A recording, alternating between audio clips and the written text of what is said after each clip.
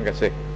Uh, untuk perkara yang paling utama kepada saya, Yang Berhormat Timbalan Menteri mengatakan ini adalah perkara ataupun amalan biasa. Telah ada daripada tahun 2001 sehingga 2008 seperti yang disebut baru sikit tadi. Dan saya rasa ada keperluan untuk saya bangkitkan perkara ini, oleh kerana memindahkan wang daripada kumpulan wang di satu kepada kumpulan wang kepada consolidated fund adalah satu perkara biasa dan dibuat setiap tahun. Saya nak perhatian Yang Berhormat pada Menteri Kewangan. Di dalam buku anggaran ni memang betul tercatat ruangan kumpulan wang di satu. Sekiranya setiap tahun digunakan, ada 15 bilion tadi, ada 8 bilion, ada 7 bilion, sudah tentu tahun 2007 dan 2008 akaun hasil di satu berkurang. Sudah tentu. Kalau Yang Berhormat Timbalan Menteri ada rujukan ni di tangan, saya katakan tahun 2007, 2008 jumlahnya sama, tidak berubah. Dan saya rujuk kepada anggaran perbelanjaan terdahulu juga tidak berubah. Akaun hasil di satu jumlahnya tetap 11.863 bilion ringgit, sama tahun 2007, 2008 dan 2009. Kalau akaun itu dipindahkan setiap tahun dan menjadi amalan biasa, sudah tentu jumlah ini berkurangan atau bertukar. Jadi yang itu satu yang saya agak confused apabila penerangan diberi tadi. Yang kedua, sebelum pada itu yang Berhormat sebutkan tentang penerangan perlembagaan perkara 101 dan 100.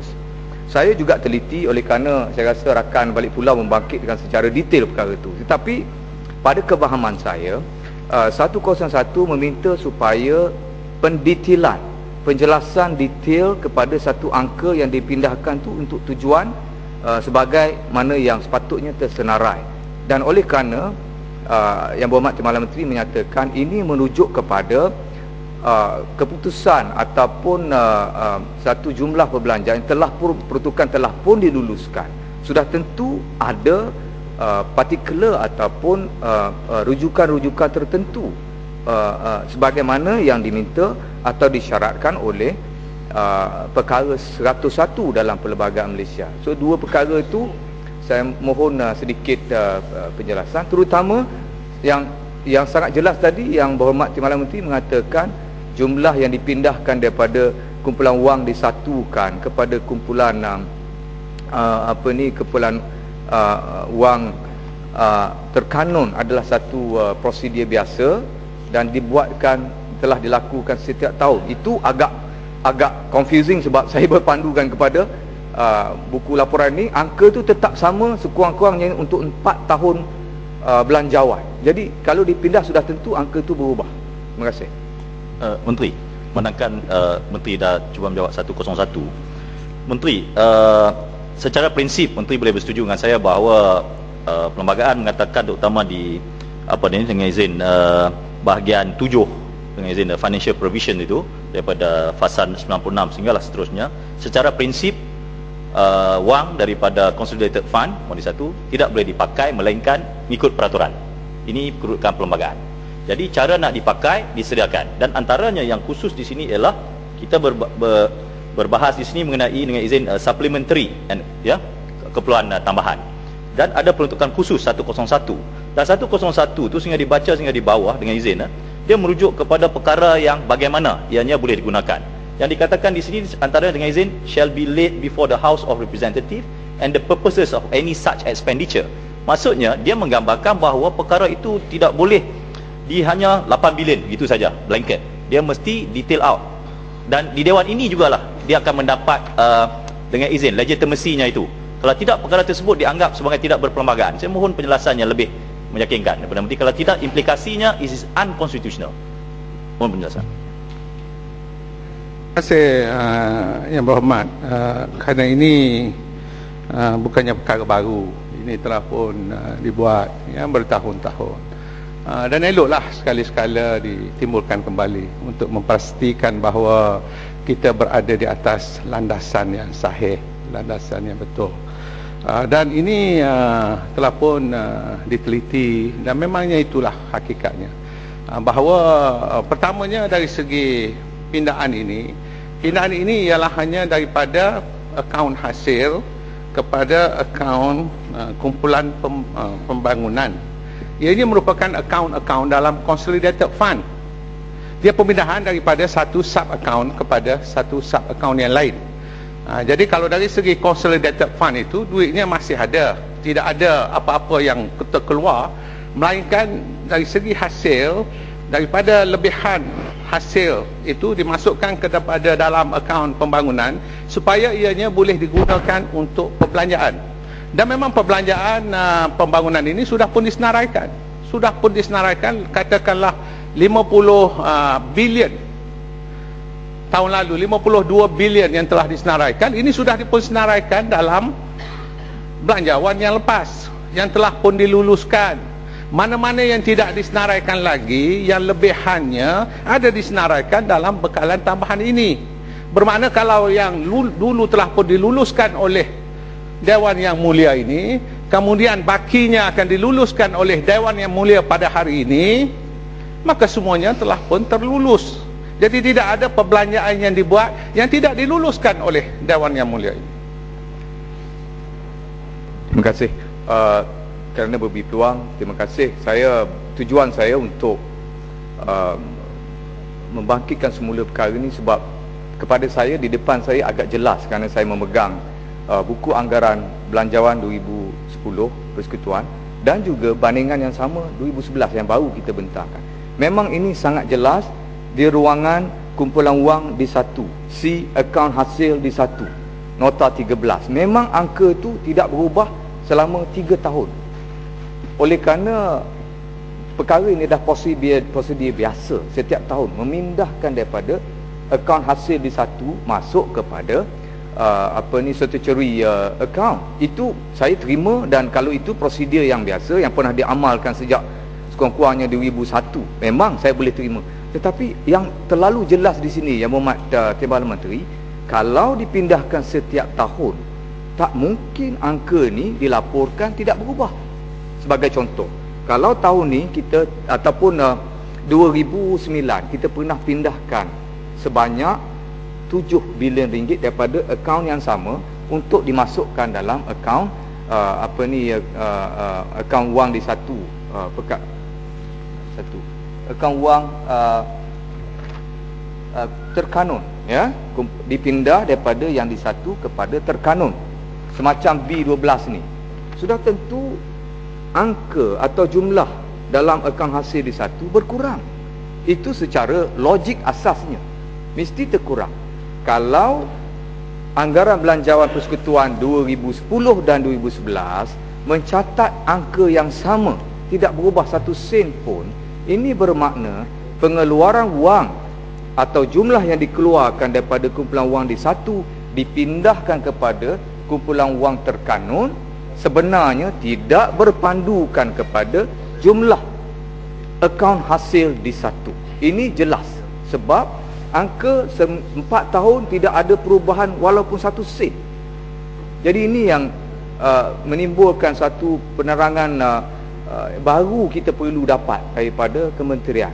Apakah maksudnya pengeluaran atau perpindahan wang itu tidak terjejas atau tidak tergambar oleh buku laporan yang kita bentangkan pada dan telah pun kita luluskan bersama. Saya minta penerangan. Terima kasih. Menteri, sedikit saja mengenai isu ni, isu sama. Kalau begitu Menteri, di peringkat ini mungkin saya rasa agak sukar kerana rujukannya adalah cross reference dengan dokumen-dokumen terdahulu. Saya mencadangkan mungkin agak munasabah Menteri mempertimbangkan satu pendekatan yang digunakan. Kita tidak mahu implikasinya yang sama, tetapi pendekatan yang diguna pakai, iaitu ketika di Parlimen Kanada baru-baru ini pertikaian mengenai penggunaan wang untuk pembelian apa itu dipanggil apa, keperluan ketenteraan dan juga belanjaan yang lain, sehingga dibawa ke satu jawatan kuasa khas yang diputuskan tiba-tiba pembelanjaan itu quote unquote is illegal, unauthorized. Mereka dengan lapang dadanya membawa ke Parlimen kembali dan diputuskan di Parlimen seperti dalam perlembagaan amanah-amanah wang terutama consolidated fund dalam konteks ini apabila diguna tanpa mengikut peraturannya, mereka terbuka sehinggakan perkara tersebut dibetulkan. Dan saya rasa di peringkat ini, saya kata kita mengenai masa terbatas, saya rasa kita perlu kerana melibatkan satu item 1B12 8 bilion. Ini bukan satu jumlah yang kecil. Ini saya rasa menteri patut mempertimbangkan perkara ini dan perlu diadakan satu jawatankuasa yang khas. Setakat ini PAC salah satu yang the existing committee ataupun satu pendekatan yang lain yang lebih meyakinkan rakyat bahawa wangnya digunakan, wang cukai digunakan mengikut perlembagaan. Terima kasih Yang Berhormat. Ini 8 bilion. Kita dah pindah 15 bilion. Tidak ada masalah pun. 14 bilion kita pindah tahun 2002. Tidak ada masalah pun. Saya nak sebut apa yang disebut oleh Indra Mahkota, Yang Berhormat Indra Mahkota. Betul lah. Yang Berhormat kata itu betul. Kalau dilihat dari segi jumlah hasil disatukan, jumlahnya begitu. Dan jumlahnya tidak boleh lari-lari. Kalau kita baca 10 tahun nanti pun, jumlah hasil yang disatukan adalah sebanyak itu. Ianya mesti dibaca bersekali dengan bekalan tambahan, bahawa sebahagiannya telah pun dipindahkan untuk tujuan perbelanjaan seperti mana yang dikehendaki oleh perlembagaan undang-undang. Jadi rekod dari segi jumlah wang yang disatukan memang macam tu. Kalau kita keluarkan, itu dah salah. Itu tidak menunjukkan jumlah wang disatukan. Jumlah wang disatukan setelah dipindahkan. Itu tidak dimaksudkan dengan apa yang rekod yang kita bentuk itu. Jadi kita kena baca bersekali. Memanglah betul banyak tu yang disatukan, tetapi bekalan tambahan yang kedua 2010, 2011 telah memindahkan 8.2 bilion untuk tujuan perbelanjaan. Apa salahnya? Dan diluluskan oleh Dewan Yang Mulia ini. Tak ada masalah. Jangan adakan masalah yang tidak ada masalah. Terima kasih. Saya bertanya Datuk Yang Tua sebab saya tahu Yang Berhormat Menteri sekurang-kurangnya menjadi pakar rujuk dalam Dewan ini.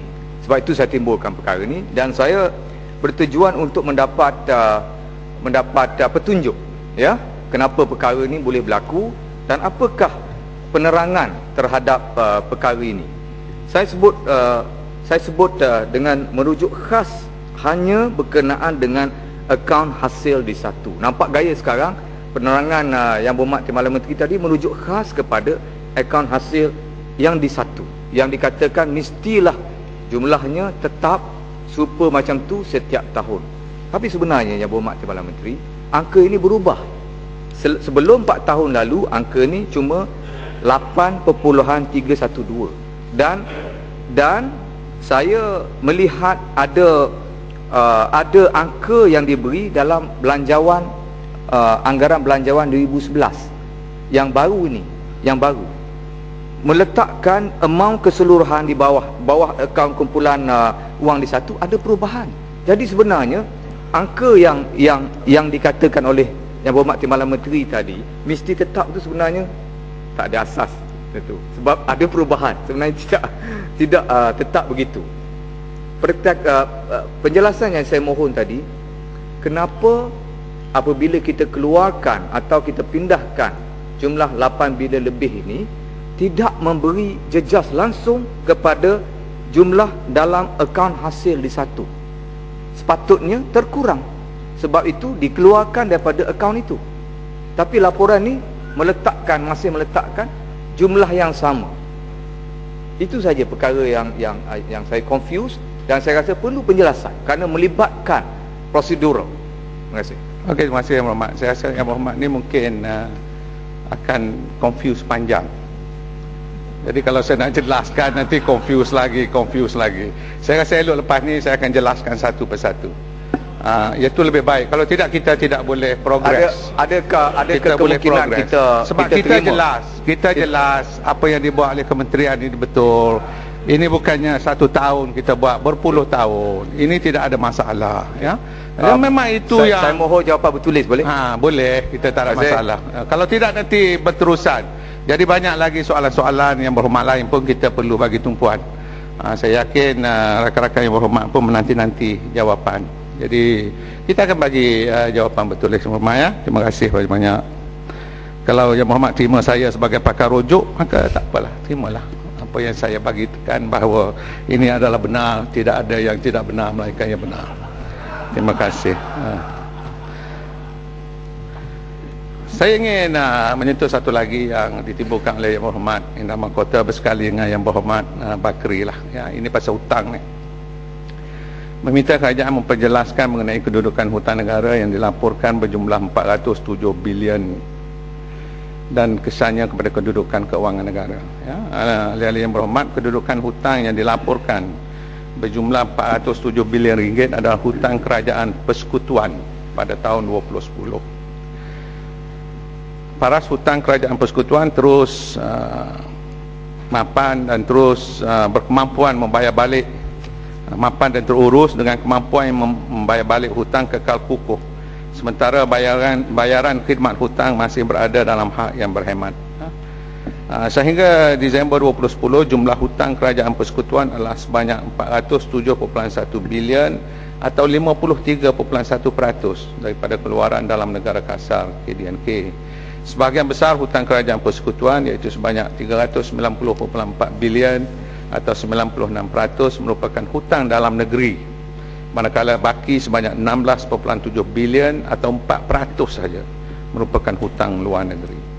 Jadi biasanya hutang federal government ini yang membimbangkan ialah hutang luar negeri. Jadi kita hutang luar negeri kita hanya merupakan 4% daripada jumlah hutang. Keduanya kalau dilihat dari segi nisbah KDNK ini 53% ini jauh lebih rendah daripada banyak negara di dunia ini, termasuklah negara-negara maju. Maka ini tidaklah membimbangkan kita sangat. Tetapi yang jelas juga ialah bahawa apa-apa hutang yang kita lakukan oleh kerajaan persekutuan ini ialah untuk berbelanja terhadap perbelanjaan pembangunan. Ini penting. Bermakna dari segi tadi kita bincang yang ada hubung kait dengan 8 bilion inilah, ya. Yang sebahagiannya perbelanjaan pembangunan ini ditampung oleh hasil yang lebihan hasil.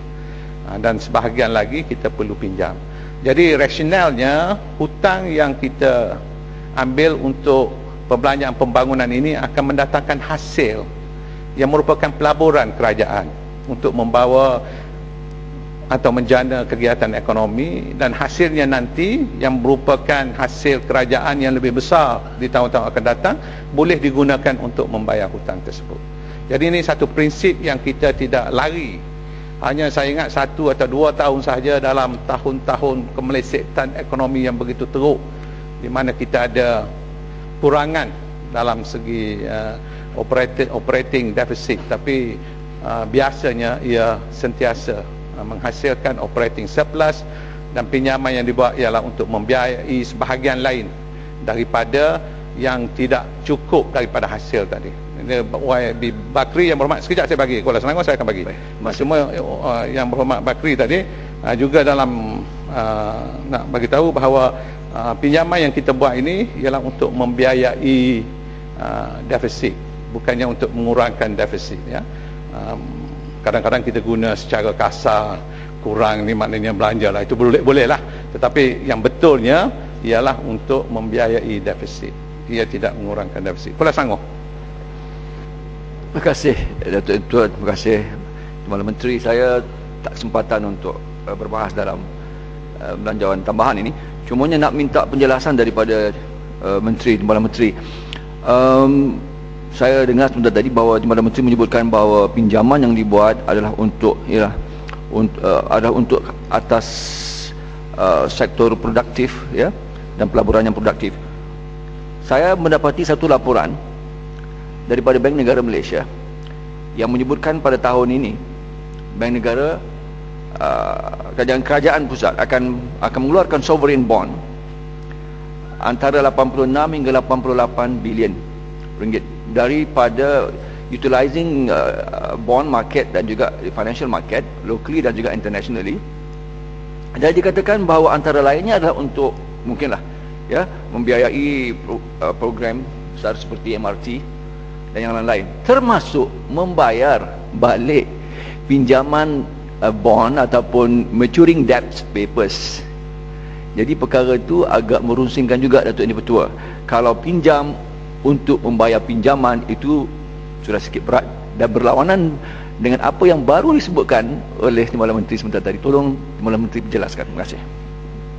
Terima kasih Kuala Selangor. Kuala Selangor boleh memahami apa yang akan saya cakapkan, iaitu dari segi kebiasaannya itu memang hukum lazim di negara kita itu memang betul. Kita pinjam untuk membiayai defisit, ya, kurangan. Tetapi kadang-kala dalam pengurusan keuangan negara, kita lihat kalau hutang negara kita yang sedia ada ini dapat kita refinance dengan cara yang lebih murah, lebih menguntungkan kita. Kerana mungkin kita pinjam dahulu pada satu masa, ianya adalah pada tahap yang tinggi, maka ada kebaikan dia untuk kita refinance kan bond-bond yang sedemikian dengan meminjam, supaya kita dapat membayar bond yang berkos tinggi, supaya akhirnya kos keseluruhan kepada negara kita adalah kurang daripada itu. Jadi soal sebanyak mana yang akan diuruskan oleh bank negara ini saya pun tak dapat lagi maklumat, tapi saya yakin apa yang dibuat ini adalah yang merupakan yang terbaik untuk negara kita. Indah Mahkota. Terima kasih. Soalan yang ringkas saja berkenaan dengan hutang ni, oleh kerana dalam 4 bulan terakhir tahun lepas hingga beberapa bulan awal tahun ini, kita dapati pengumuman Bank Negara mengatakan nilai ringgit telah bertambah kukuh berbanding dengan beberapa nilai mata wang lain, terutama dolar Amerika. Saya nak tanya pandangan Timbalan Menteri, adakah ini bermakna penstrukturan semula hutang negara kita, terutama hutang luar, akan menunjukkan kita berada dalam kedudukan hutang kita menurun oleh kerana realisasi berbanding dengan mata wang lain? Itu soalannya. Terima kasih. Ya, kalau kita menilai hutang negara kita nilai yang semasa, ya, apa dia panggil ni, ialah mark to market, maka memanglah jelaslah dia kalau exchange rate-nya tinggi, maka dalam bentuk ringgit hutang kita sudah kurang dalam bentuk ringgit. Ini kebaikan kepada negara kita, tapi tidaklah pula bererti bahawa kita perkukuhkan nilai ringgit kita atas pertimbangan hutang. Hutang tu lain lah, ya. Itu kita kira residual lah. Kalau sudah pasaran menentukan bahawa kadar ringgit kita hari ini kukuh, dan kita dulu pernah lagi kukuh 2.5 pada satu masa dahulu, ya. Dan bila kita turun kepada 3.8, seolah-olah ini satu perkara yang begitu merugikan kepada negara kita. Hari ini dia sudah kembali kepada 3, patut kita terimalah. Tapi kita mesti menilai kesannya kepada ekonomi keseluruhannya, kepada ekspor, kepada import keseluruhannya macam mana, ya. Tapi secara prinsipnya ini ditentukan oleh pasaran tanpa campur tangan kita secara berterusan, cuma untuk menstabilkan keadaan pasaran saja. Jadi kalau izinkan Yang Berhormat Dalam Mahkota, saya teruskan, ya. Cukuplah dulu, banyak sangat nanti orang lain tengok pula macam orang lain, seolah-olah orang lain tak ada idea, ya.